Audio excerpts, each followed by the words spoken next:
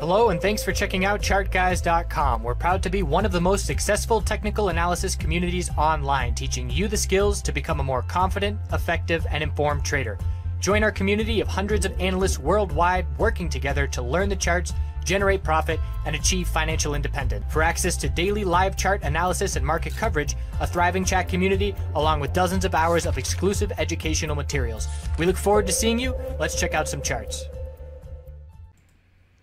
Hey everyone, checking in on the market. So daily inside bar today, and we're watching the 4-hour time frame for the most clarity. We have the high and the low of the consolidation from Friday with extended hours on, and we're keeping an eye out for the possibility of setting a lower high on SPY compared to 276.19 and looking for the range to tighten on the 4-hour time frame as we head into the midterms after hours tomorrow and then the FOMC Wednesday. So I wouldn't be surprised to see tightening ranges as we head into those events. So we'll be watching for the potential of top fishing plays with resistance levels, looking to see if we do set some lower highs.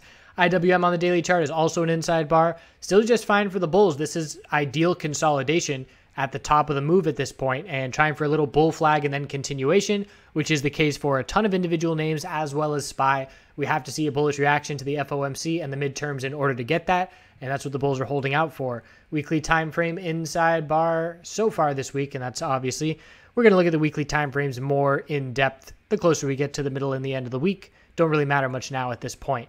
QQQ trying to form the daily higher low. The gap to fill is down to 166.03.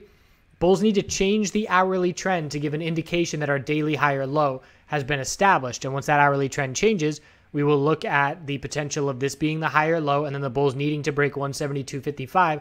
Again, it's pretty much up to the reaction to these two events upcoming that are either going to send us down to our recent lows or are going to send us into the continuation of this bounce. And this is the case for everybody that we're watching pretty much. Financial sector bulls full control today as we get ready for the FOMC. They're responding very well so far.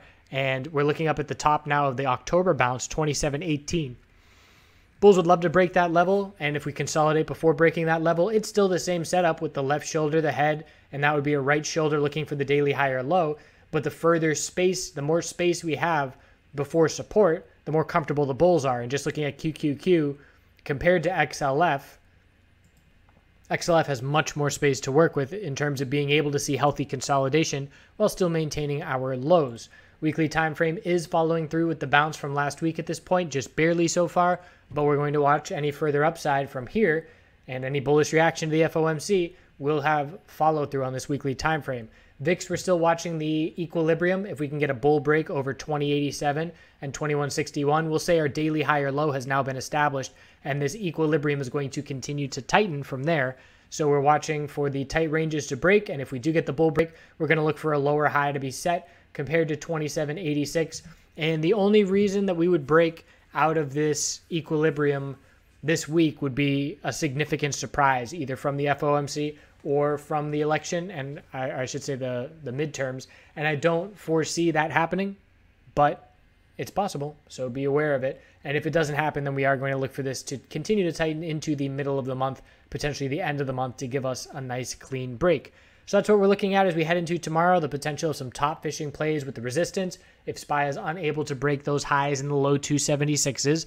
And we will patiently be waiting for things to pick up in the middle of the week in terms of fundamental events. Hope you have a good night. We'll see you soon.